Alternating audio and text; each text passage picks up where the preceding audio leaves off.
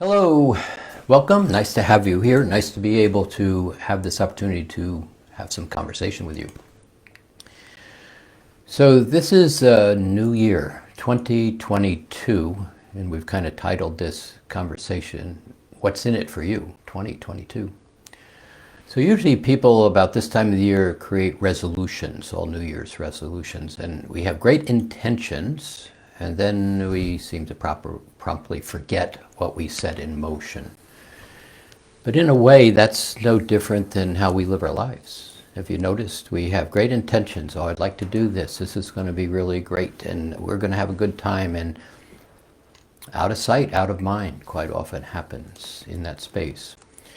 So this year, paying attention to what's going on is actually something that's probably in your best interest. So this shift that we're in, this spiritual shift, when you look at it from 50,000 feet view, as people say, you got to get a bigger picture. You don't see the little particular aspects of it, but you get a bigger picture. You're going to begin to see some really significant changes going on.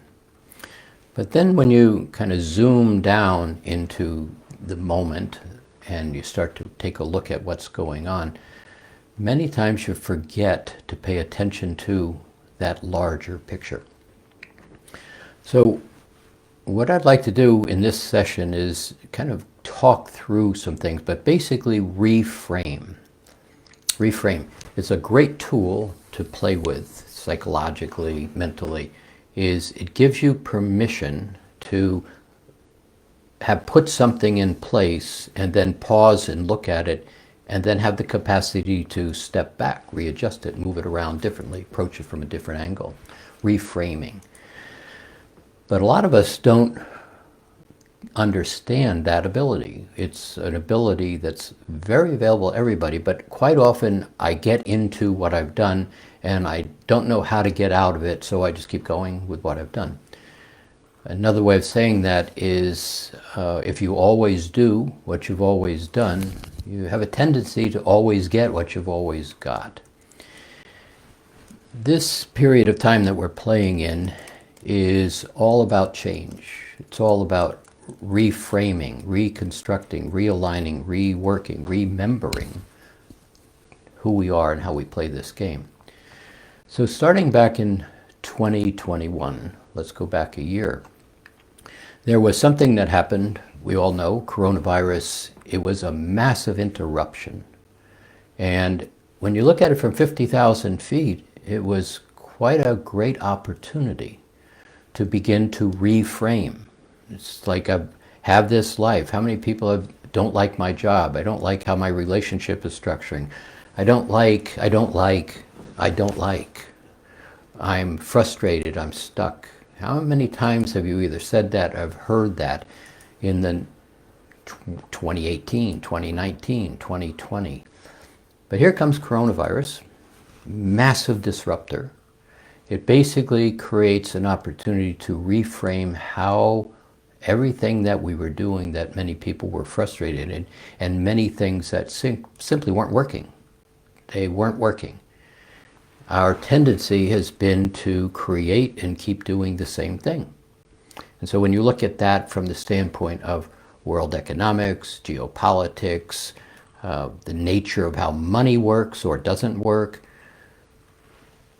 over the number of years in the past, we just keep moving, pushing, as they say, kicking the can down the road. Don't dealing with some of the problems. Climate change is a great example of this. But there comes a point where you can't kick that can down the road anymore. And to a great extent, you're at that point. You and me, we're right at that point. Oh, we don't recognize it because I'm okay. I can keep doing what I've been doing and continue to move along. But this shifting space is really pretty fascinating when you go up to that 50,000 foot level and look at it. For example, when you take a look at world population, one statement says, oh, the population is getting greater and greater.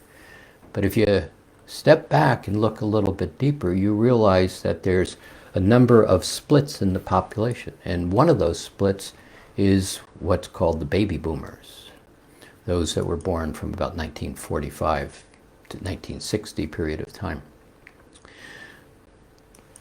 We've moved through a period of time and we haven't necessarily paid attention. We just have kept doing what we've always done. But one of the things about the baby boomers for right now, in setting up where this world is going, this shift that's unfolding, there are 78 million baby boomers. And they're kind of the ones who control all the money. They're the ones who have set all the rules in place. Every game has a rule. Third Dimension has a set of rules. This is how we play the game. This is how you do what you do. You don't do this, you do that. You know that place? But that 78 million baby boomers, half of them, what is that, 39 million, are in a position that is really a challenge. In fact, of that 39 million, most of that 39 million has $10,000 or less in their bank account to take care of themselves for the rest of their lives. That's a challenge. Many of you are in that position. That's a challenge. What do I do? How do I proceed? At the same time, when you take a look at one of the other groups, the millennials, 86 million of them. Wow, it's pretty big. And one of the things that the rules that the baby boomer generation put in place, is that light changing too much? One of the things about that is we have made assumptions. Assume, you know, that concept of assumptions sometimes doesn't really play out because we just assume it's going to be like it was, and if it wasn't, we'll kick the can down the road and we'll fix it. So when you take a look at that, and I'm not just talking about the United States, I'm really talking about worldwide. The thing to do for the millennials is go to college because that's what you're supposed to do. And the system saw an opportunity to make a lot of money. We'll charge all those because they're going to go out and get rich when they get out of college. But what was not understood is that kicking the can down the road, it changed direction. It's changed direction. And so in the process, for example, automation came about. Great inventions, really terrific. AI, artificial intelligence, great constructions. But nobody was paying attention to all those millennials moving forward to then step into all the jobs that were beginning to be created. They didn't notice that upward to 50% of all those jobs were being taken over by automation. There were no jobs. The jobs don't exist. And then many have moved outside the United States, outside of Europe, into countries of Asia and other places. So all of the assumptions were never really examined.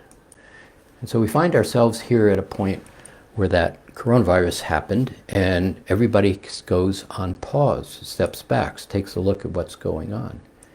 And what's going on is really quite a challenge in that immediate, what do I do space? What do I do? How do I deal with this? And so rather than really planning, paying attention, taking care of what we do, we've just made lots of assumptions. So this 3D world, let's talk in a moment about this segmentation. We're splitting into a 3D world and a 5D multidimensional world. From that 50,000 foot point, it's really clear. It's just moving right along. Exactly what's supposed to be happening is happening. This is a spiritual shift. This is a bigger shift in consciousness, not just right on the ground. So the shift in consciousness is occurring. We've been talking about this for a number of years. And pretty much in 2020, we said this split was going to occur. This division, this segmentation. Let's not call it separation. Let's just call it two sets of choices that began to be much more available. One set of choices was to continue to kind of push the can down the road and not deal with how do we solve many of the things that have been created by pushing the can down the road. The other direction, the other kind of why in the road, is one that many of you play in. It's one that says there's a better way of dealing with our communication, our engagement with, our relationship with others, and my relationship with myself. And that's that 5D space that we're stepping into. So as we step into that, there is a little bit of a challenge. And the challenge is, I have a physical body, I live in this physical world, and I'm still engaged in that 3D reality that surrounds me. But this is where that word reframing comes into being. See, because if you can step back and begin to get some more of yourself into present time and start to take advantage of what the coronavirus brought forth, the opportunity to pause, to reset, redirect, reconfigure, and simply do things differently. Now the challenge is, many say, I don't know what to do. I don't know how to do this. So kind of the purpose of this conversation we're going to have here, and a lot of questions we'll answer in a few minutes, is how do you begin to pause and look at the choices? It's kind of like a Y in the road. One direction goes into how it's always been, and I think somebody's going to save me. Or the other choice is, how do I choose to create the life that I would really like to enjoy myself? In and around 3D. 3D is not going away. But how do I be able to be in this world, but not of that world? And that concept begins to allow you to travel a pathway that is pretty fascinating. What's really fascinating about it is, as you begin to play in it, you really learn nothing new. Nothing new. Because you know this. It's all heart-driven. How many times have you been in a place where you were clear you had two choices? One said, go this way, and the other one said, go that way. And everybody was kind of going that one particular way, but something said, I don't think so. This doesn't feel right. And if you listen to that internal guidance system, 100% of the time, I'm going to bet if you really look at it, 100% of the time, you came out on your feet. That what they were all doing, it didn't feel right. It didn't work out real well for that whole direction of people. So this internal guidance system that we all live by is something that in the game of 3D, we've been talked out of. We've been talked into, they have more information, they know better, they will give me approval, they will validate me, they will tell me I'm okay. How's that worked so far? This pause that was created last year and a half, this coronavirus pause, and I get there was a lot of death, there was a lot of problems, a lot of challenges, I get that. That's that on the ground point of view. But go back up to 50,000 feet, and what you begin to notice is choice. I have choices. Go back to the ground level, I don't have a lot of choices. In fact, most of the choices as you're watching it are being played out in black and white, right and wrong, good and bad, should and shouldn't. And you're watching this huge division be created between, let's just call it two groups. It's multiple groups, but 2 points of view. One that says yes and one that says no. Now, the interesting part of this is if you believe something is, or you believe something is not, you're correct. You're absolutely correct. And you will create all kinds of reasons to validate that point of view. So one of the things in this reframe that would be very valuable to begin to look at, very much for each of us individually, reframing, is to recognize that we're not looking for right or wrong, we're not looking for good or bad, we're not looking for us and them. See, that's all 3D, that's all how the world has been played out. But if you're really that spiritual person and you're looking to step out of this game, it's useful to have a set of tools or have a set of reference points to be able to step into, to observe without getting all the noise all over you. Does that make sense? If I'm in the movie and I'm not liking the direction it's going, I want to say time out. I just want to step out of the movie, take a breath, and recognize I have to step back in, but how do I wish to step back in? So this ability to reframe, really useful tool to begin to recognize how do I wish to do this.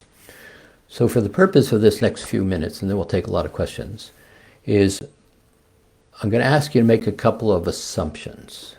Let's just assume that there are a couple of reference points, a couple of constructs that if you were to allow yourself to look through these filters, we'll call them filters, look through these concepts, begin to hold these as reference points I'm going to start to assess myself by more fully.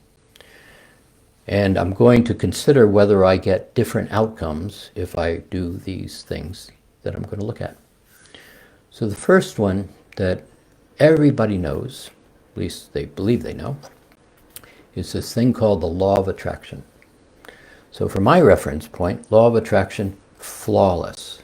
It's absolutely one of those things that is a universal law. But everybody knows it because I watched the movie, I read the book, I listened to Esther, whatever it may be. The law of attraction is flawless.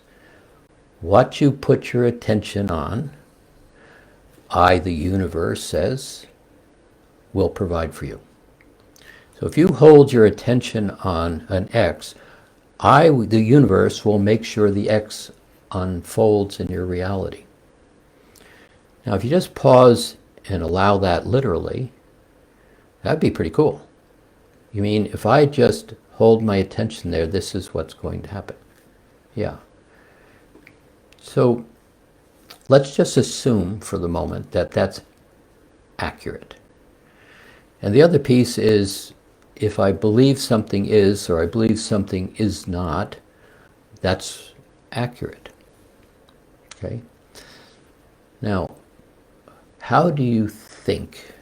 See, this is another big piece of this, because when you start to step out of the 3D push-shove game, they approve of me or not, am I okay or not, are they going to like me or not? When you step out of that, you begin to get a whole lot of opportunity just to simply look at yourself. Now, this begins to be a little bit of a challenge sometimes because most of us have worked really hard at denying much of the things that we've bumped into our life.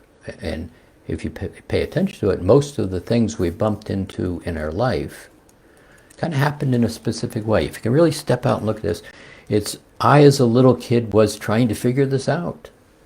I went over here and did this and it wasn't the best thing to do. It didn't really work, but now I know it didn't work, so I'm probably not going to do that again.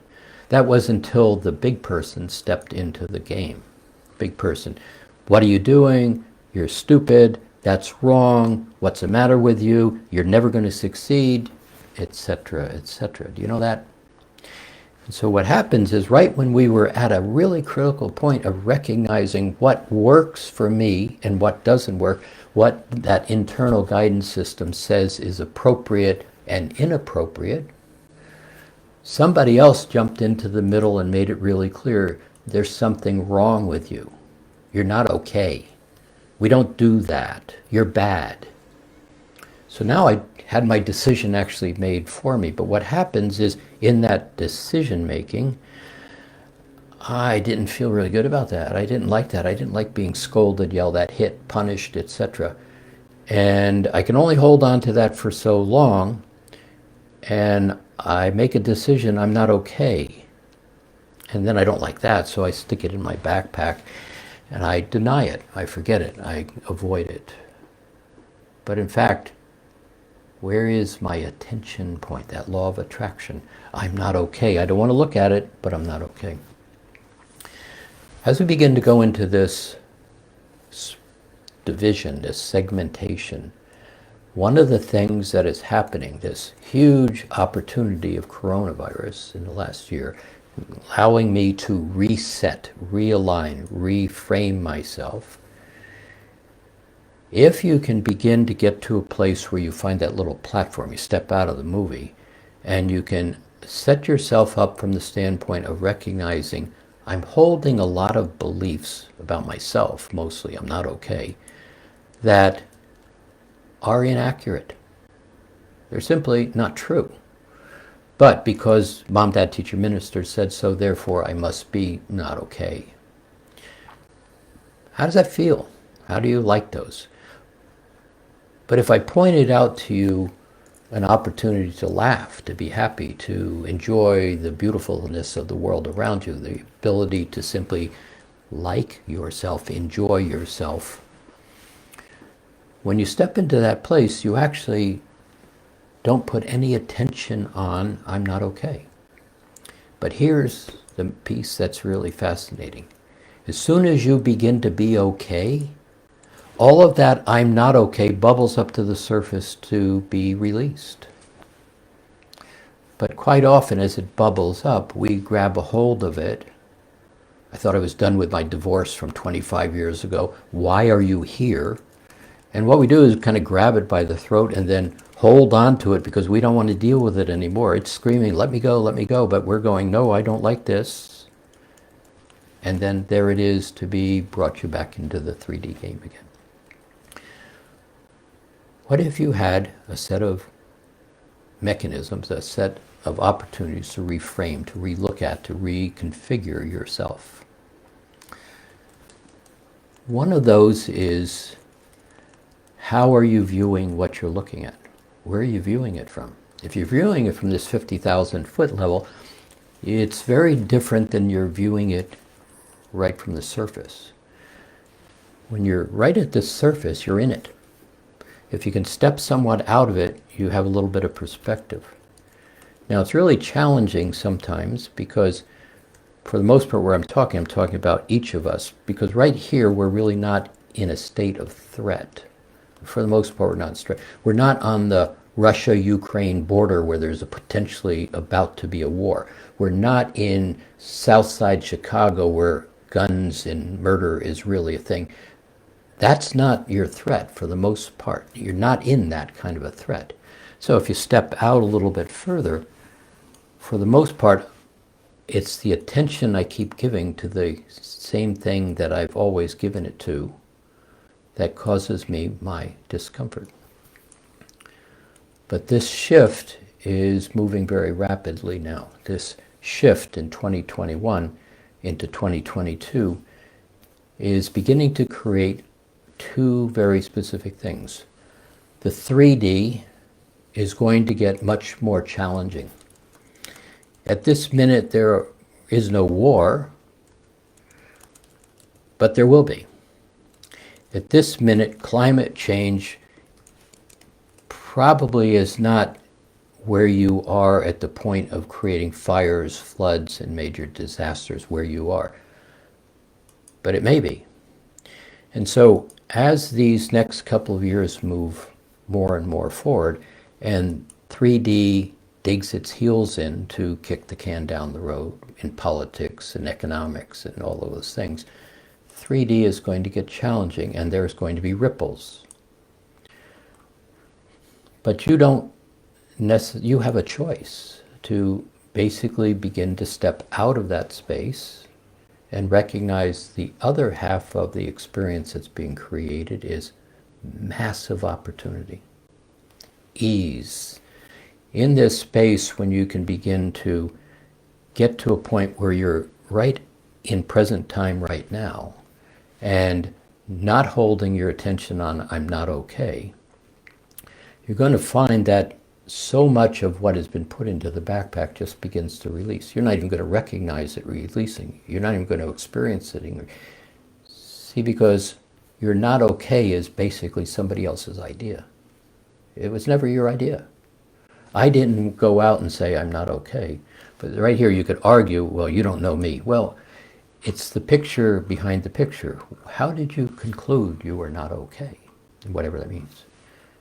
And so in this period of time, this shift, 2022 and you, there's going to be a lot of opportunity to begin to recognize that a lot of what I'm looking at in the world has absolutely nothing to do with me. So as challenging as it is on the Russian-Ukraine border right now, you're not there, and you have additional choices. As you begin to start to recognize, where am I? And of all that noise and motion going on around me, it has very little, if anything, to do with me. So that's one of the big first pieces.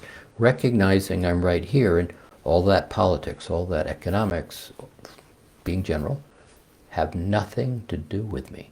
All of the newscasts, the TV broadcasts, have nothing to do with me.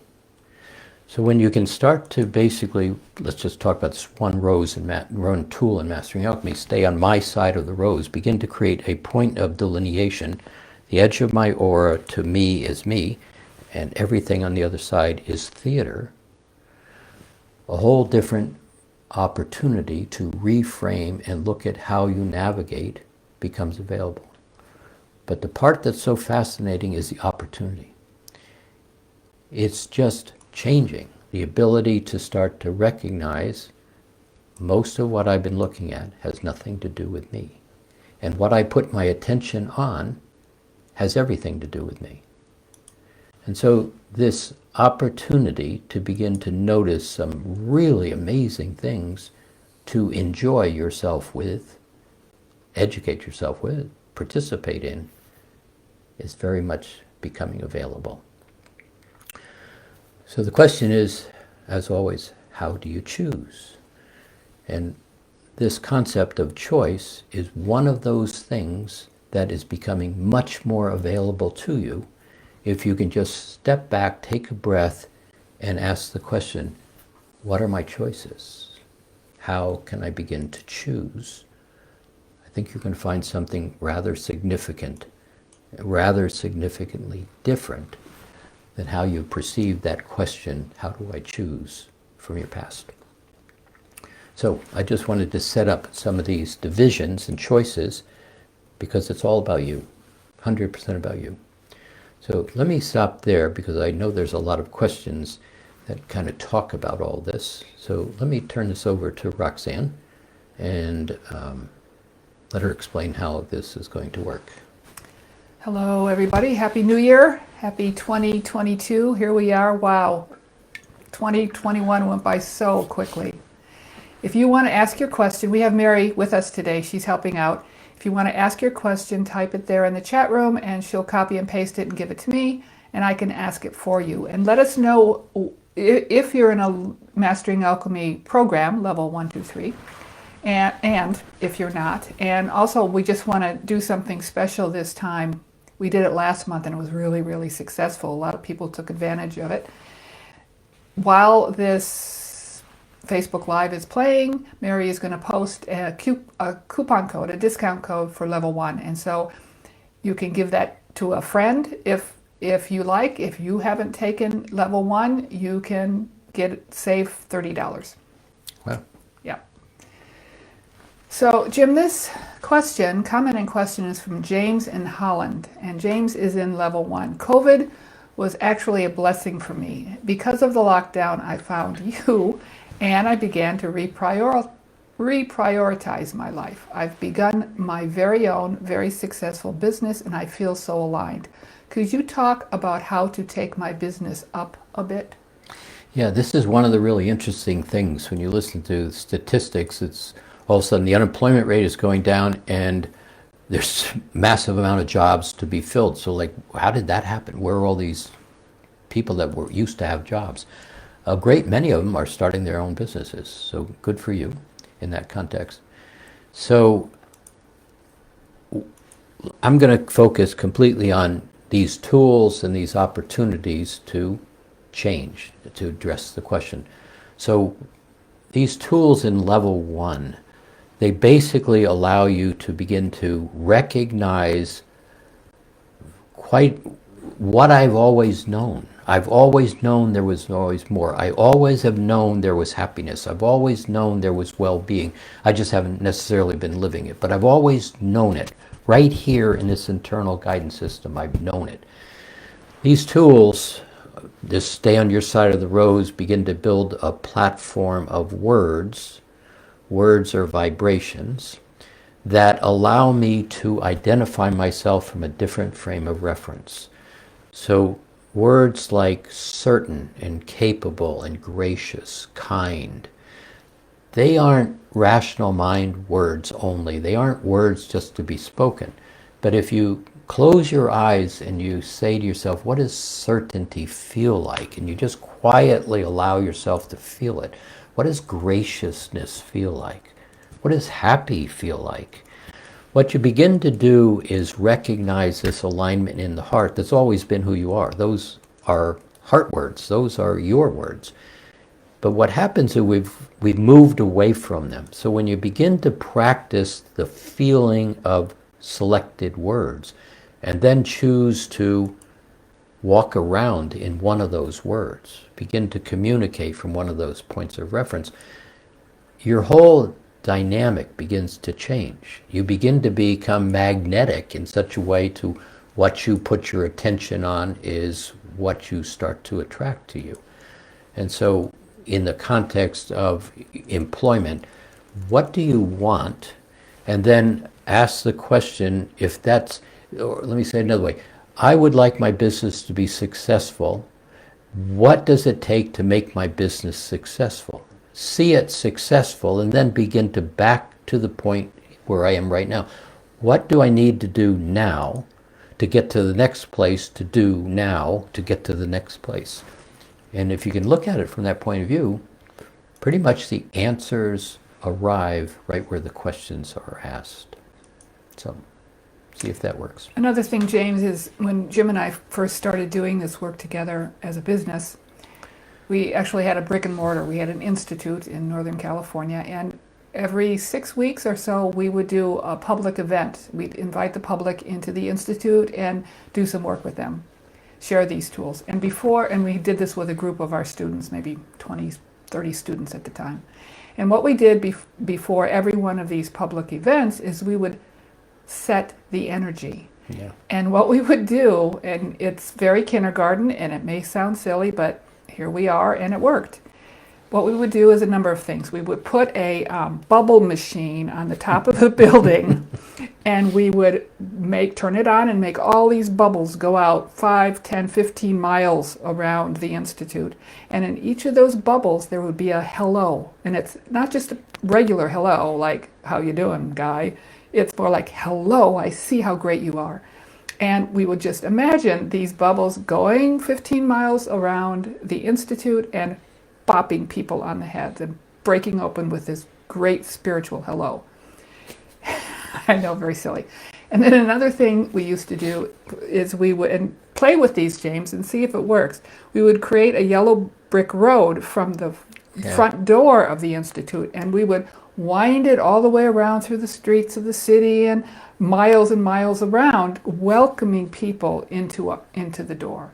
We also did a lot of work with color, like not the rays of creation like we do now in Mastering Alchemy, but colors as set the color. Yeah, set the color and have all the students there and us have our crown chakra at a certain color, say sky blue, and we would send that sky blue out. So anybody who was a match to that in the community would see that like one of those lights when in car dealerships where they have these two big lights that stream across the sky. What are those called? Do you remember what those are called? Yes, those searchlights, searching for you. Or floodlights. Searchlights. Searchlights. So we would imagine that. And so everybody, and James, play with that and see if any of those work for you. Yeah, set your business in that hello, like Roxanne says, Make it sky blue, it's very comfortable, and make it magnetic. I'm going to attract people through my hello. As silly as it sounds, it was extraordinarily successful. Jim, this one is from Lou in Idaho, who's a new listener. I'm a newbie here and a millennial. What's my role in the shift? Yeah, so it depends on where you're asking it from, 50,000 feet or a little closer. But the bigger aspect, 50,000 foot, is, I'm going to keep this really simple. To a great extent, the baby boomer generation, spiritually oriented particularly, has been holding this dream of Atlantis, this dream of well-being, beauty, respect, dignity, co-creation, laughter, a life where everybody, if I said to you, what could be the best of the best, that was the dream. And the dream has been held all through this period of time, waiting for this period of time. So this is no random experience we're having, it's right on track. The millennials, to a great extent, hold the ability to bring the dream into creation, into the possibility, the transformation from this 3D world into a 5D world of joy and reflection and beauty. So that's pretty much the role. So how do you make that real in the down on the ground level is I go right back to all these tools. How do you hold yourself? What alignment of light do you hold yourself in? Because if that alignment is respect and dignity and certain, capable, gracious, and you stand on your side of the rose, that illumination of light begins to be extremely magnetic, just like those searchlights Roxanne was just talking about. And you wind up starting to attract an awareness to that level. People begin to remember as they look at you. This is where that context in the Bible, put your candle on the candlestick so all in the house begin to see. That's really the role of the millennials in this next round of, and then the ones that have been born after 2012, watch out, because they will implement what you've set in motion.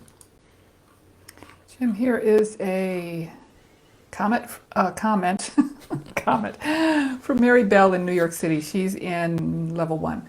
I just got to say, these tools, oh, how sweet, have changed my life. I don't get angry or irritated or depressed like I used to. Other teachers don't teach tools. So grateful you do. You're welcome. Yes. And here's a question from Blair, who's in Park Bench. And if you all don't know what Project Park Bench is, just make a comment and Mary will let you know what that's about. Blair is asking, I thought 3D was dismantled in 2012. Why is 3D still here? Yeah, this is really an interesting answer in a way. It's because you believe it is. So one of the things that happened in 2012, where we spend a good amount of time with the archangelics, the lords of light, these beings in that multidimensional realm, who are really kind of guiding all of this. But Metatron, one of the greater beings, basically said, there will never be another child born into 3D. And as of this minute, we are closing the door on 3D.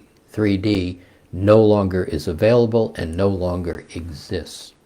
The challenge is, you believe it exists, so it exists. And so he made that really very clear. It will take some time for you to begin to recognize you have other choices. The rules and structures of 3D have been very rigid where we have played for a very long time, and they're all loosened up. They really don't even, they're not even held magnetically together unless you believe it is. And so this is this segmentation, whereas you begin to put more attention into well-being and validating yourself and living from that space of well-being, as so many people have done with Mastering Alchemy, you start to realize I have other choices.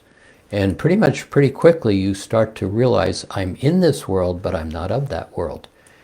And then you start to recognize a lot of the motion and the noise and the Fox News and CNBC, and you realize it's noise. It has nothing to do with me. That's when 3D begins to become very clear. it doesn't have to be the life you live. Jim, this question is from Linny, who is not in any Mastering Alchemy program. How do you deal with friends not understanding when you're dedicated to this way of living? I understand their hesitancy, but I live in the country, in a town of 900. There's simply no one to go to for support or guidance. See, in a way, let me just take Mastering Alchemy. This isn't a thing. This isn't a do this and you will be. This isn't a religion. This is who you are.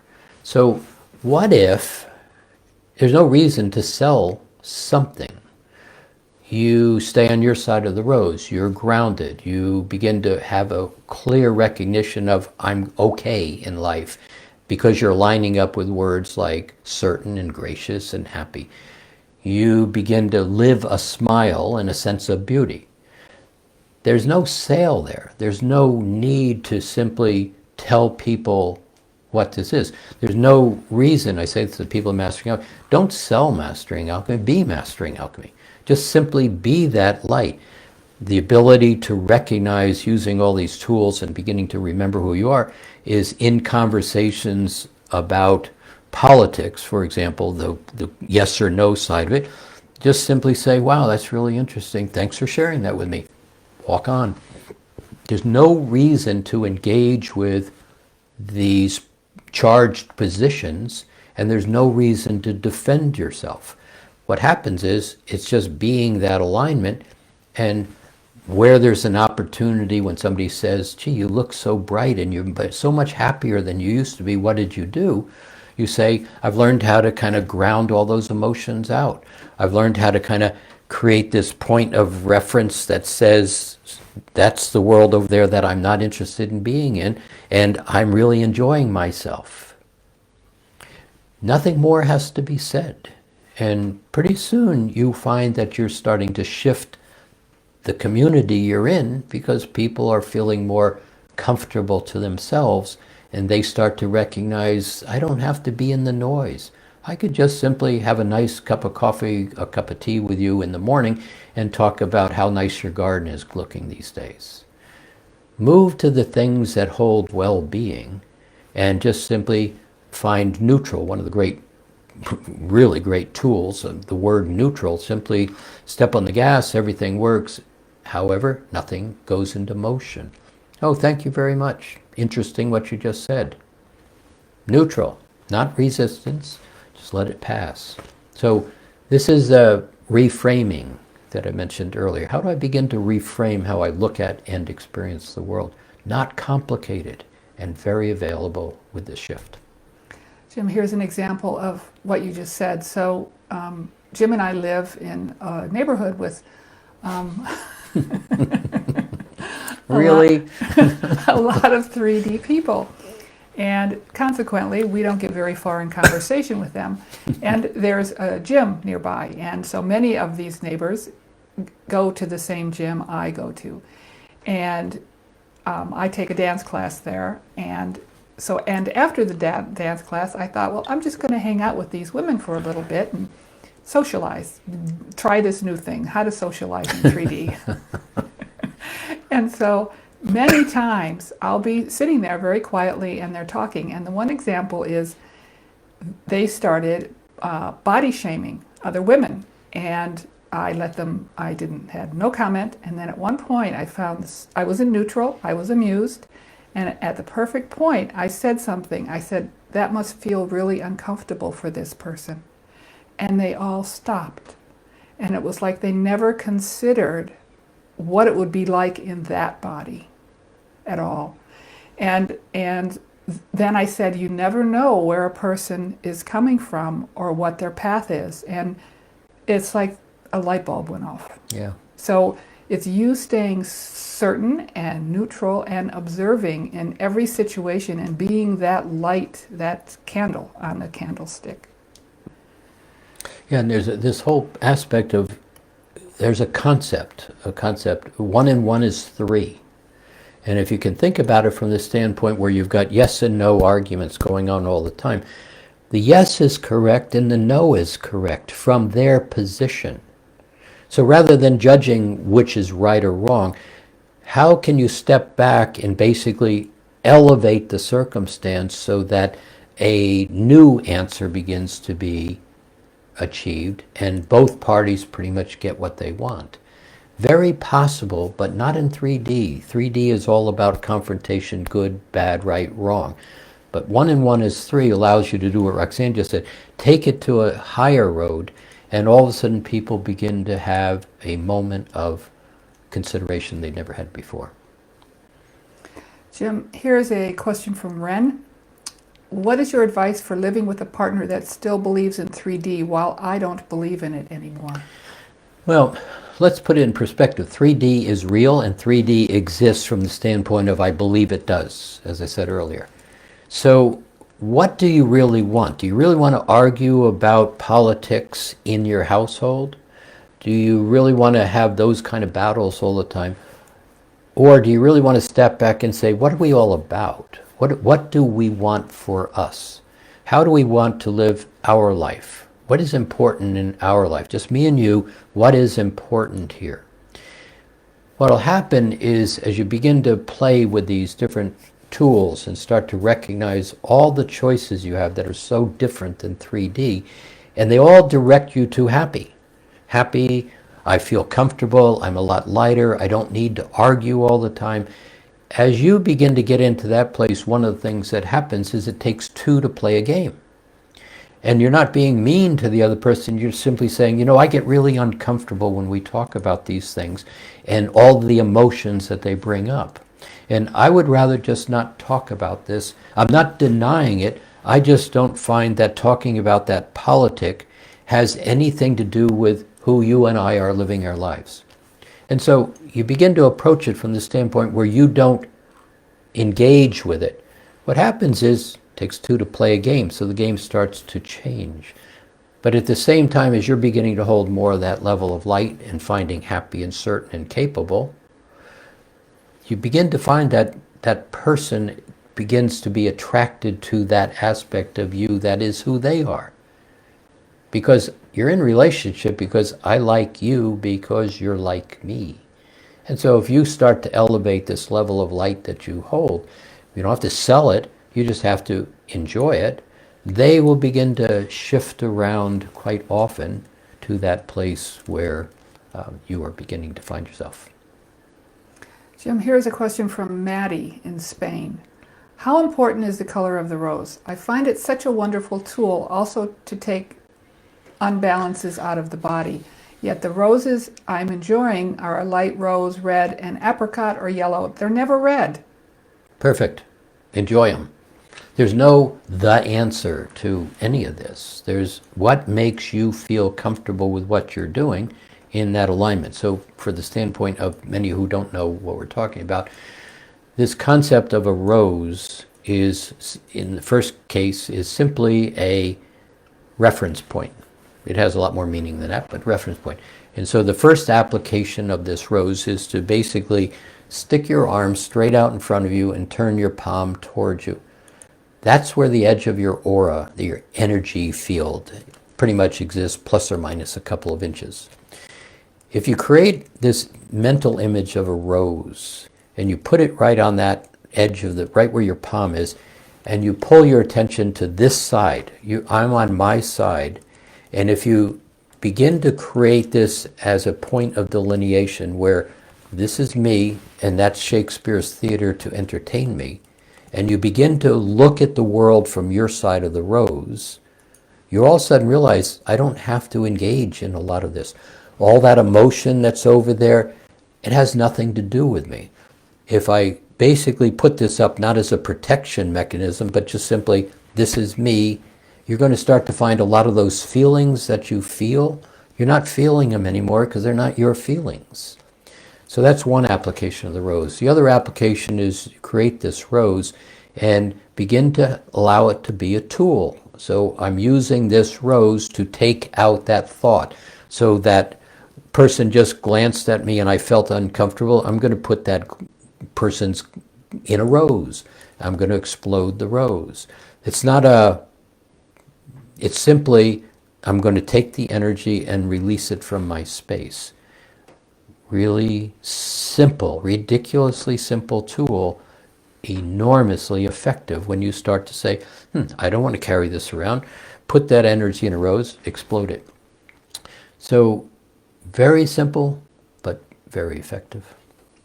Jim, I have a couple people asking a similar question, and it's about how to, once we get into this higher dimensional good feeling space, how do we stay there, even though there's the reality of, poor sleep, health challenges, what have you? So one of the things about, let's go back to this rose, and I think I answered that. So it doesn't matter what color you use for the rose. The one that feels good to you is the one that you play with. Previous question. So, ask me that question again. You were going to do that. The challenge with getting into this higher vibrational state and being able to stay in it as we walk through the world. So, this is a very simple answer, too simple of an answer, is do you give more attention to what is bothering you, or do you give more attention to your rose? Now, this rose, I'm going to say it again, even to all the people in Mastering Alchemy that are playing in that living light body and beginning to experience themselves living in the etheric body versus living in the physical body, very real set of experiences. But even to those people, when they say, what's the most important tool that we've been playing with all this time? It comes back to this rose, this very simple rose, the ability to discern what is mine and what is not mine.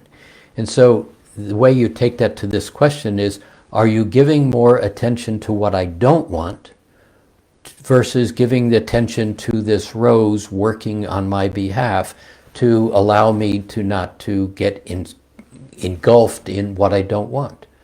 So many of you who play with all these tools, and there's thousands of you, you basically just have to ask the question, I just got bothered by what was around me, and did I give more attention to that, or am I still staying on my side of the rose? And the answer is going to be, I gave more attention to what I don't want than what I do want. Is that a failure? No. It's just simply a clarity and a tool to recognize I just fell out of where I wanted to be. No failure, no problem. Just take a breath, recognize the rose, put what just happened in a rose, another rose, explode it, and then just recognize all this noise has nothing to do with me.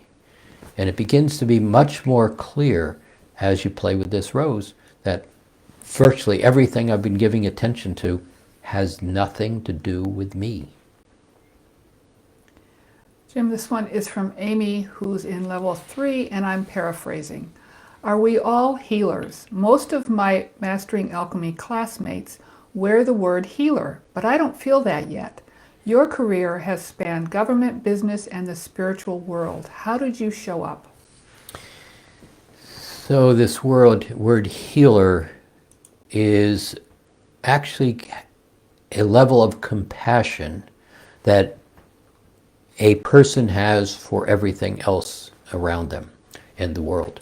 The world that you wish to live in, this 5D world, where you're compassionate, where you're co-creative, happy, certain, you're enjoying yourself.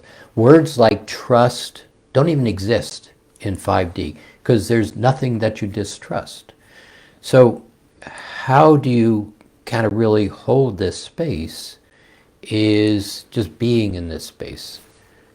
And I moved off that question again. Most of my classmates in MA wear Healers. the word healer, but I don't feel it yet. How about you through the government and business? So healing is really a state of compassion. I care for you. I wish you well-being is really kind of at the base of what healers do.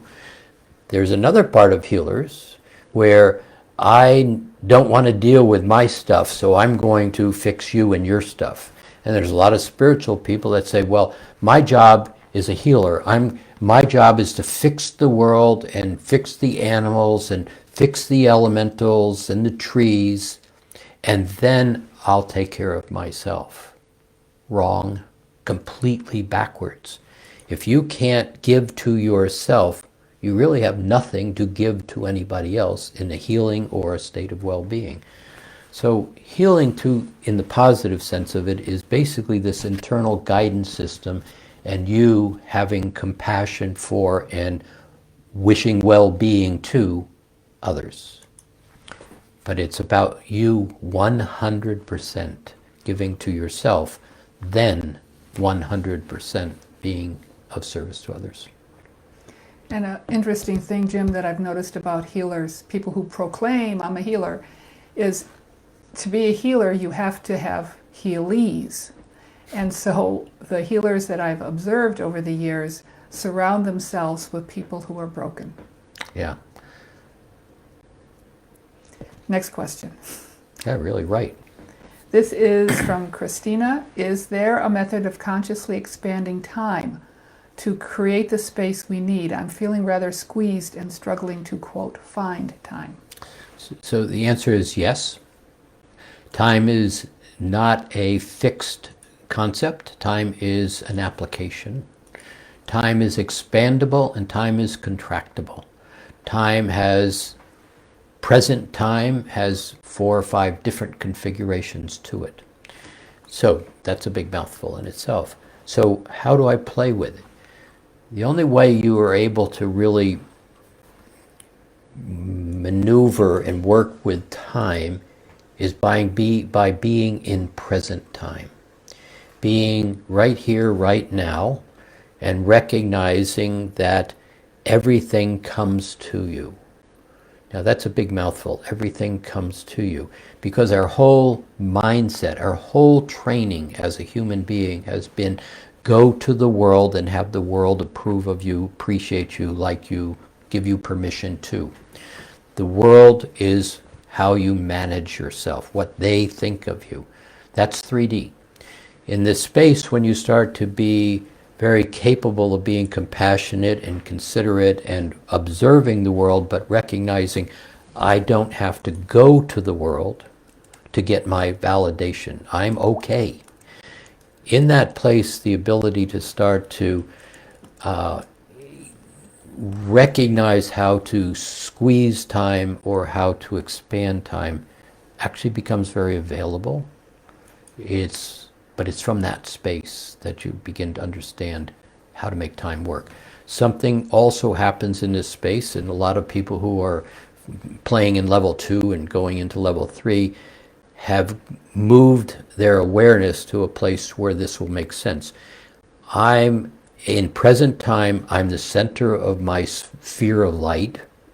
I'm at the center point. I'm quiet, I'm present, I'm aware, and everything comes to me. Now that's really very different than where we play in 3D, where I have to go to in order to be okay. These tools, level 1 and level 2 particularly, allow you to get to a place where you can pause and then discern how you wish to have an experience. In that place, everything comes to you. And at the beginning, it's coincidence. Yeah, I just thought about that the other day. I would like this, and it happens. But very quickly, this is a big piece of this shift into the opportunity of this 5D space we're stepping into. Everything comes to me. So you start to be able to hold what you want, and as it comes to you, a lot of the things that you would have done on linear timelines all of a sudden are interrupted. It's like, well, I need to get this done. And then somebody at work says, oh, we did that yesterday. Oh, okay. Saved me 3 hours. Expect that is how you begin to create what you want and manage time in that creation.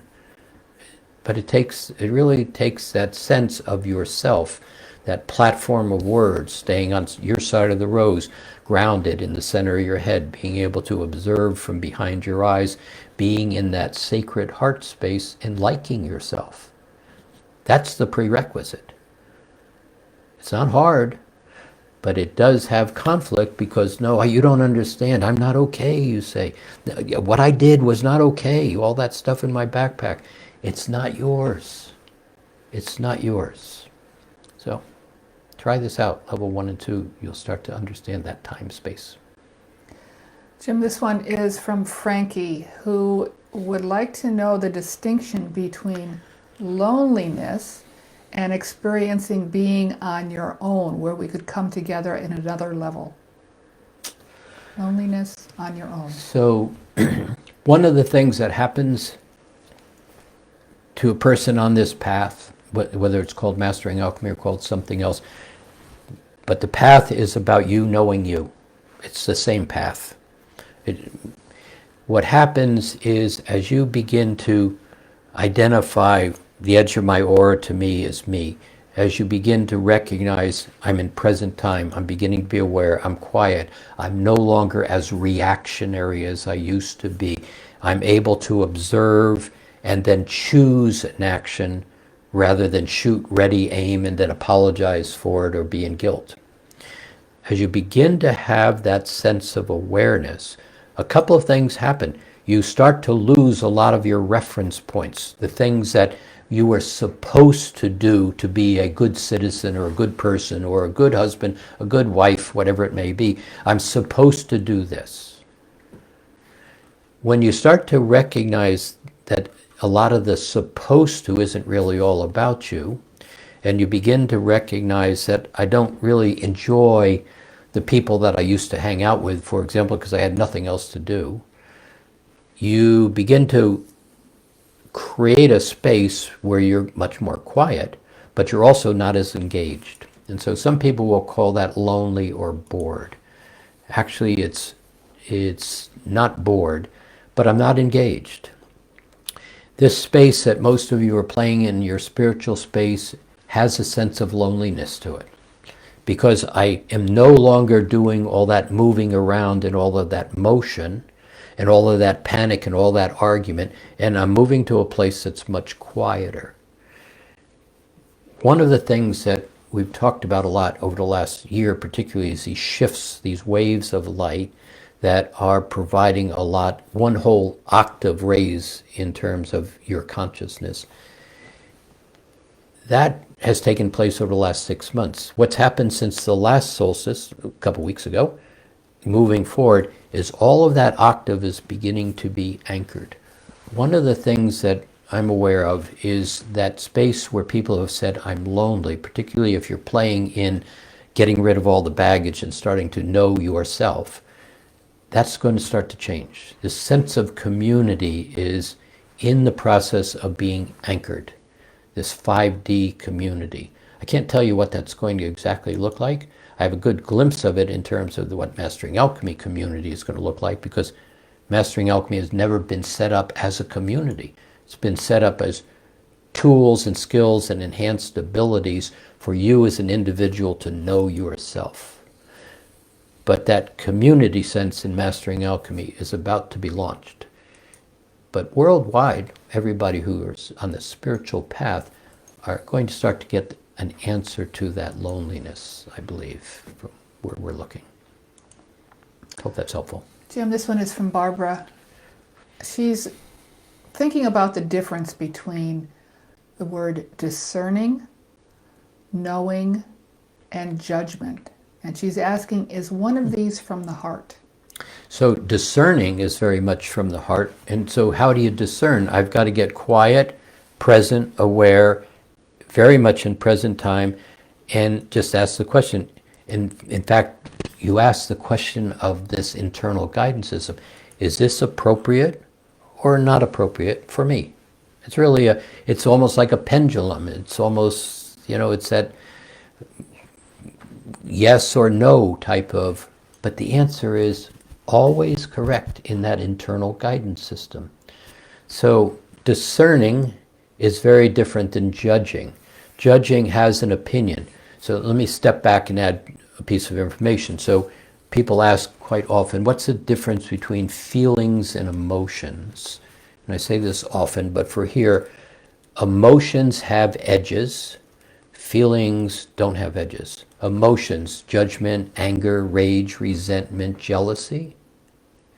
Feelings, emotions are also generated from the rational mind. That takes a little bit to get, but rational mind. Feelings generate from the heart. Graciousness, kindness, respect, dignity, cooperation, laughter, happy feelings. So here that is not a pure truth, because it's not a pure truth. There's some variation. But if you use that as a kind of a meter stick to ask yourself, where am I? Judging somebody has a little bit of a charge to it quite often. Even opinions have a little bit of a charge to it. That's one of those middle ground words. I'm observing, I have an opinion. Examine the opinion. Is it of use to you? A lot of times opinions are neutral. Okay, I see this, I'm going to just reference it. So that's kind of how I would suggest you approach that, discerning versus judgment. Jim, this one is from Janny. What's the deal with so much separation? Isn't spirituality all about becoming one? All I see around me with my spiritual friends, quote, spiritual friends, is duality, us and them. We all want the same thing. Well, we all don't want the same thing on the ground 3D playing the game. When you include fear, judgment, resentment, reaction, emotions in the game, you're off balance. That edge that we just talked about. When you can begin to be on your side of the rose, grounded, present, aware, neutral, observing, you have the ability to choose versus 3D reaction. 3D game is all about good, bad, right, wrong dualities. Linear time, what you did in the past is finished, you can't do anything about it. That is not true. I'm obliged to because I did, or they're never going to be okay and she's always going to be bad. How do you get out of never and always when you have an opinion that's locked in? It's really tough. So as you begin to start to play in that quieter space, the ability to start to choose how you wish to play the game and what you wish to experience becomes quite fascinating. Let me add one piece to that because the question will come up a little later. As you start to step into this fifth dimensional space, and let's just kind of say, again, grounded, center your head, higher mind, heart space, compassion, meaning let me take that word back. It's important, but let me take it back. I'm able to observe and choose my reality. Much begins to become available to you. As you begin to turn yourself back on, one of the things that starts to happen is these levels of awareness in the fifth dimensional reality to how to navigate yourself different starts to become a conscious awareness. Where did that come from? I don't know. I just all of a sudden recognize if I do this, this is how this is going to work. And everybody goes, yeah, that'll work. You're going to start to find effortlessly in that space of grounded, present, and aware choices that seem to come from nowhere because you're starting to tap into these fields of awareness. That's what this opportunity in this fifth dimensional space is. Choices that you did not have access to before begin to become not only presented, they become available for execution, engagement. And that's going to be a very big deal. But in 3D, where they're arguing back and forth, push and shove, good and bad, all the sides of vaccinations, the sides of politics, there's no quietness in that space. And that person may believe they're spiritual, they may be very spiritual, but as soon as you step into duality, you've stepped out of that 5D space. Jim, here's one from Mike in Sweden. Mike is in level 2. Because of this work, I find myself laughing and happy more than I ever have. How is this possible when so much bad stuff is happening in the world? Am I in denial? No, you're just not paying attention to everything we've been saying here all along. I'm playing with the tools. I'm being one with these tools. I'm recognizing myself on my side of the rose. I'm recognizing that instead of reacting to, I'm simply not engaging with. And Shakespeare's theater is on the other side of my rose. What you're beginning to do is notice you, and in that noticing you, that sense of well-being is beginning to become more conscious and more anchored. And that platform of words, certain, capable, happy, as an example, I am beginning to live those. See, when you live those vibrations, it's very hard to go back to old truths. When I'm happy and I'm recognizing I can choose for myself, very hard to go back to judgmental, resentful, and, obnoxious. So it's you who is doing for you. Jim, this one is from Carrie. It looks like Carrie's in Greece. How does this shift affect the physical body? So let's just make it simple. How does anger, rage, resentment feel? One hand. And how does happy, laugh your butt off, fall down on the floor and smile at people all day long feel? Which one feels better? And so when you hold your attention in all those vibrations, and as the world begins to get more intense, and let me go back to what I said at the beginning, you may not be in a vibration of a war, a person on the planet right now, but when that vibration engages, when that war engages, as an example, the rippling effect is enormous around the world. When hate and anger and killing and resentment take a step up, those vibrations ripple through everything. So again, the ability to have that rose up and begin to recognize these feelings, this fear, these emotions aren't mine. Allow you to choose very differently. But this is a space that we're stepping into, and how do you choose begins to be much more of the opportunity to play this game. Another piece to this, Carrie, that I'd like to just add to everybody is any kind of transition is going to can affect someone physically, emotionally, mentally, spiritually. And so yes, we're in a really big transition, we're in a big shift. And so the physical body may be feeling the results of that.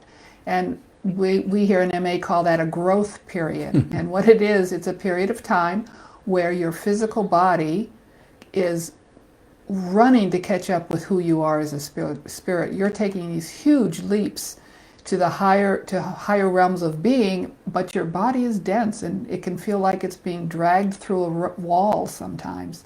And so if that's what you're experiencing, Carrie, in fact, whenever there's physical symptoms, the first thing to not do is go into, oh, there's something wrong with me. Yeah.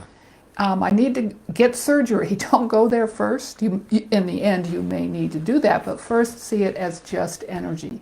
See it that you're in a growth period. And this growth period is a great thing because that means the tools are working. You are no longer who you used to be. You haven't quite turned into the butterfly yet. And so take this temporary, and it will be temporary, period of time, this growth period, to give to yourself, to take baths, to watch movies, to eat popcorn, to really take care of your physical body so that the physical body doesn't feel as much that it's being drugged through the wall. Also here too, in the same context, when you start stepping out of the noise and you start giving to yourself, you start letting go all of that I'm not okay. And in the process of letting go that I'm not okay, that not okay has also been tight muscles, your shoulders up around your neck, parts of your body not feeling really good, but you have kind of numbed them out, let's say. And when you start letting all this go, the body begins to relax back into its natural state. And sometimes that's really uncomfortable. It's like, I used to be able to be comfortable in my discomfort, but all of a sudden it's becoming more achy. And all it is the body is just simply moving back to its natural state. But sometimes that's got a little bit of uncomfortable to it. This question is from Michelle, who is in level 1 and is also in Project Parkbench. I have trouble turning off the TV. I grew up on, quote, programming for 56 years. Is there a happy medium, or should all the programming go? Well, it's a hard question to answer in a lot of ways. What you know is if you constantly watch some of those talking heads, particularly the ones that are generating lots of controversy and us versus them, you're just sucked right into that energy all the time. So maybe one solution is turn off the television and read the headlines on your phone. It doesn't have exactly the same charge constantly hitting the body, and you can choose whether you want to read the article or not, or just choose to look at the headline and then go on. Over time, what I've noticed in my own reality is I can't even read the headlines anymore. And so there's a part on another day in another session to talk about being conscious of what's going on in the world, but at the same time not getting so immersed in it that it becomes you're arguing with the whole world, as so many people do. And yeah. Another thing to try, Michelle, is use your rows. Put your rows up between you and the television, or you and the phone. And Yeah. for me, that decharges that energy that's blaring at me from my device. In fact, even take that further, there's a great opportunity right there to become masterful with the rows. So literally watch the television where all the anger and everything is going on, and sit there and see if you can do it from neutral with your rows up. Neutral simply is, oh, I see that, I have no reason to respond to it. If you find yourself going, I see that and I have no reason to respond to those stupid people, then maybe you're giving more attention to the movie than to your rows. It's a great way of determining how effective are you being with your rows. So great place to play. This one is from Sylvia, who is a very new listener. This is Sylvia's first webinar. And Sylvia says, I'm delighted to be here. I try to enjoy life. However, I do not know how. Do you think I will learn to, quote, be happy? I try to be neutral, observing. However, I have to say it's a little boring. Life gets me bored. Will this sensation finish one day? I'm going to say yes, and it's not a first time I have heard, and I've heard it many, many times. I don't know what happy is. In real terms, you do know what happy is, but it's just not something in your walking around everyday space that you identify with. So one of the things I would say to you, Sylvia, is just for the fun of it, sit down, and in fact, if I said to you, have you ever really laughed, or did you ever hang out with people where you found them enjoyable? Have you had an experience where you watched a little kid playing on the floor and doing fun things? So as soon as I ask those questions, memories come up. And if you put your attention on those memories, there is a feeling that also is there that says, oh, that was really nice. How sweet that is. That's happy. So if you can just identify that feeling, and let's call that happy. Have you ever been happy in other times? So just start to look for, when else have I smiled? If you just put your attention on it, you begin to recognize, I've smiled a lot. Feel the feeling, recognize the feeling, and then begin to look for the feeling in your walking around space. Go for a walk where there's beauty and just validate how nice it is. Notice how the body feels when you're in a place of appreciation of something. That's an easy way to begin to move into this. But I would say you might really want to, in fact, I should say this right now to everybody. We have never really put a lot of attention on selling Mastering Alchemy, selling tools. You must take it. We're going to give you discounts, and you get emails every other day. We don't really do that. So this discount code that Roxanne just talked about for level 1 here is something pretty new to us. Right. The reason we don't do that is because this is all about you choosing for yourself. It's not a sale. But those of you who are playing in park bench, and those of you who are kind of new to this, that level 1 set of tools, it's like 20 hours of me just talking to you, do this, what did you notice? Very inexpensive. And I think, was it bring it down to about $100? Something like that. Like that. And what happens is in this space, you begin to have some choices. I'm going to say it again. The 3D world is going to get loud. It's going to get very disruptive in a lot of ways. When I say war, I'm not meaning to be creating hysteria. I'm just telling you what is in the process of unfolding. Information is all that is, not fear. Lots of disruption in how the world has worked, because the world can't continue to work as it's been. That can has been kicked down the road to the point where there's no more road left to kick it down. There's got to be a transition. There are many people in power that are digging in their heels, arguing for status quo, arguing for their power, arguing for their money, and it's going to be like sand flowing through their fingers. But at the same time, they're going to hang on for longer than a lot of people who don't have the capacity to hang on, and it's going to be disruptive. Level 1, level 2 give you a set of choices, opportunities, and awarenesses to simply begin to navigate all that noise without getting it all over you. That's not meant to be a sale. It's not meant to be, hey, you better go do it. I'm just simply saying these are tools that allow opportunities that generally we don't see because we don't view it from the place of observing from the heart. So. And another piece of that, our site has a tremendous amount of free material. If you go into the free webinar tab in the library, you'll see 10 free webinars that you can listen to. There's articles, there's blogs, there's fundamental tools, videos, there's morning conversations. So if you're not even ready to take that step, that's okay. We purposely wanted to give substantial, helpful tools on the website for free. So there they are. Yeah, our general business model is give you a lot of stuff for you to make a decision rather than selling you things that you may not even want.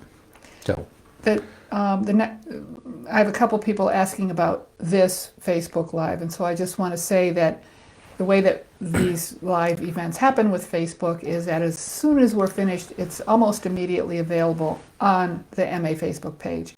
Also, when we're finished, I download a copy, I put it on YouTube, and so if you're following our YouTube channel, you'll get some kind of notification, and then I also put it on our MA website. So it's going to be available. A recording of this will be available to you. So Jim, Katie is asking, how does AI fit into all of this?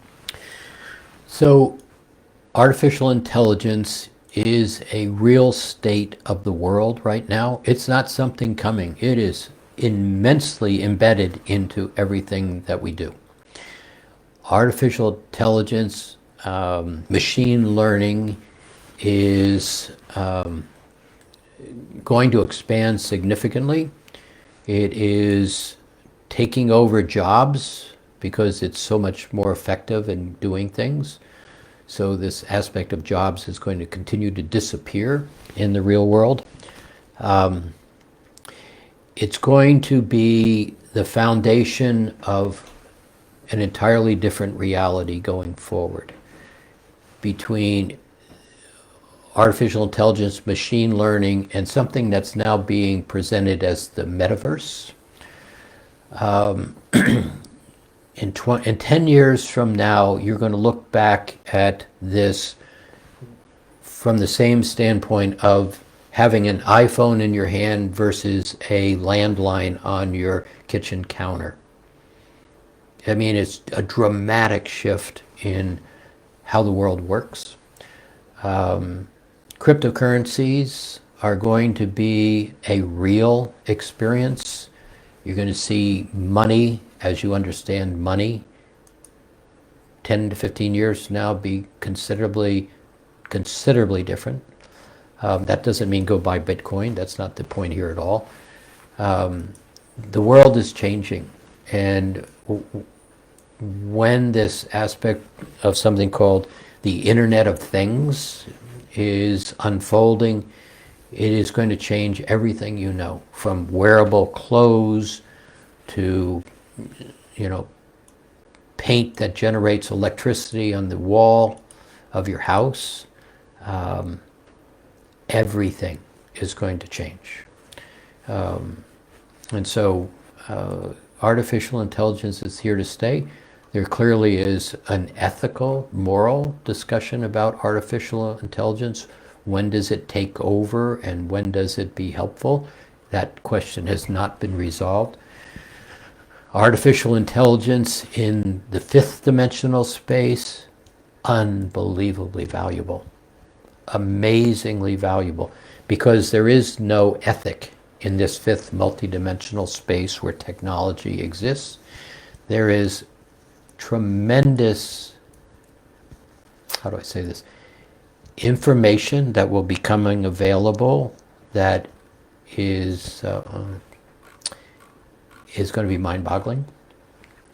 It's going to come from places that are unimaginable at this particular moment, and it's going to basically allow the world to function in ease and well-being in a way that you can't imagine. Is that going to happen tomorrow? No. Is it going to take some time for that state to happen? Yes. You may see that in 20 or 30 years. But all the time frame between here and there, massive, massive changes. So if you are, let me just leave it right there. Okay, Jim, do you remember Saskia? Of course. From Germany? Yes. I want to validate you, Saskia, because you're being very clairvoyant. You're being very psychic, because as Jim and I are getting ready for class today, I kept seeing this picture. Somebody is going to say, I want to see Mary and Roxanne. And there you did it. And so I can't let you see Mary because she's not with us in this room. And also, Saskia, you've inspired me to take a picture of this room. Oh, no. That Jim and I do this from. It's like, you wouldn't believe it. It's just very, it's not the... Very professional. It's very professional. Yes. And so, although I can't show you Mary, I can show you me. And hopefully I'll trip over all these wires. You can come right over here. I will. Saskia. So for people who don't know Roxanne from the standpoint, because usually I'm the one who winds up being the face of all this, Roxanne runs the whole business, does all the everything. So I do what she tells me.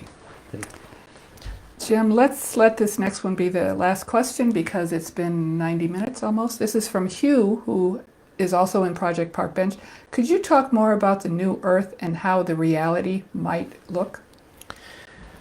So let's talk about Park Bench first for a moment, because people don't know what that is necessarily.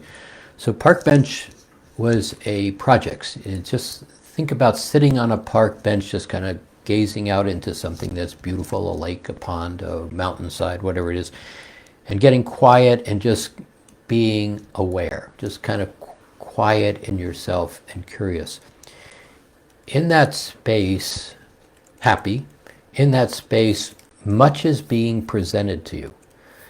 In that quiet space where you just kind of ponder what's possible, it's very much in this fifth dimensional reality that in your peripheral view, if you would, something very similar to that, you begin to see or hear or feel, keep that real simple, possibilities. In this shift, this segmentation from 3D to 5D, it was necessary to begin to create, let's call it a cup that would allow a containment field to hold what is desired, what is possible. And so one of the questions is, if you could create a new realm of consciousness, what would that be like? What would you like to see if you had a magic wand and you could just simply wave it and have what you want?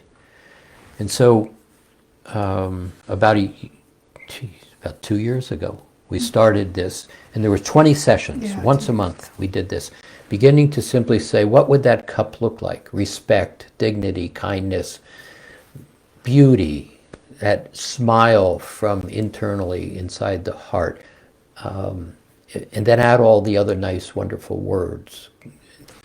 And so we began building that.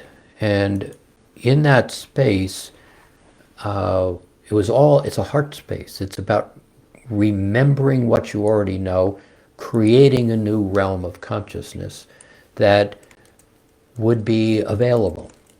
Now, at first, many people just said, oh, I'm going to participate because it feels so good. And then we started building the architecture, and then the landscape, and then the environment that feels very good. And it began to be more tangible. And at this point, at 20 sessions back about June of last year, we stopped because there needed to be a pause.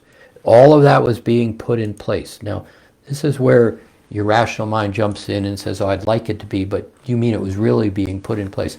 I mean it's really being put into place. Just take that as my observation, awareness, experience with all of this. It's coming to you. It's this fifth dimensional space we're talking about. We took a pause for about 6 months in order to bring these waves of light into the mix and an octave. The whole intention was raise the entire vibration 1 octave of humanity. That was done. Now the opportunity is to anchor that octave. It's basically anchoring the cup into what's becoming more consciously the reality of the creation. You all are creating it, whether you're on that park bench or not. But that park bench project, I should say, tomorrow is the next park bench, and then we're going to actually do 2 more sessions after that. This part of the park bench is very much about anchoring that possibility. There'll be another series of this, which is very much about the earth and the elementals. And by putting the cup into place, the ability to work with the elementals, there was no questions about elementals so far today, very real vibrations of consciousness, elementals, that you begin to merge and engage with and know what they know about elevating and anchoring this cup. Beauty, well-being, respect, kindness. But the vibration of love that is in this, that really layers everything we're doing, is creating that fifth dimensional reality so that every human being has a place to go. It's in the heart. I know there's something there, you say, people say.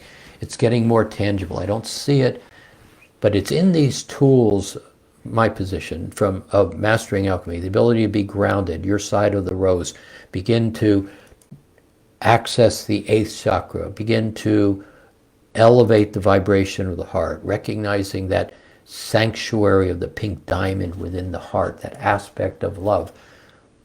Christ consciousness, that golden light that vibrates from every cell that you have when you put your attention on it. All of that is being anchored into this park bench project, anchored into very much Mastering Alchemy going forward, I should say, level 1, level 2 particularly, the next one starts in February, is going to have a new energetic configuration to it. It's got to move along with this anchored park bench. So that's what you're all stepping into. That's what's being created right now. It's you creating it. And it's you becoming conscious, waking up. I say that respectfully. Everybody's waking up right on time to step into the role that you play. You all have a puzzle piece. The world will never be complete without your puzzle piece. So it's in that space where you begin to command your own presence from kindness and dignity and love and appreciation. Begin to be grounded. Begin to recognize you have choice. You do not have to be pushed around by the noise, and you begin to alter the noise. See, as Esther Hicks said one time, you never walk into a room and turn on the dark switch. It just doesn't exist. But as soon as you turn on that light switch, there's no darkness. And so you're that light. That's what this is all about, building that realm of consciousness to where there is no darkness. to experience. And the more you all begin to identify this space of well-being, of liking yourself, of recognizing the real ability to command your own presence, certain dignity, kindness, respect, and walk through that darkness, it's you that is the one that everything's waiting for. So that's kind of where this all plays out. So with that said, hope this was helpful. If you have questions, please ask. Please play in that level 1, particularly if you're in the park bench group. It starts to make it work more tangibly. And with that said, thank you for playing. Have a great, wonderful day wherever you are. Blessings. Happy New Year. Happy New Year.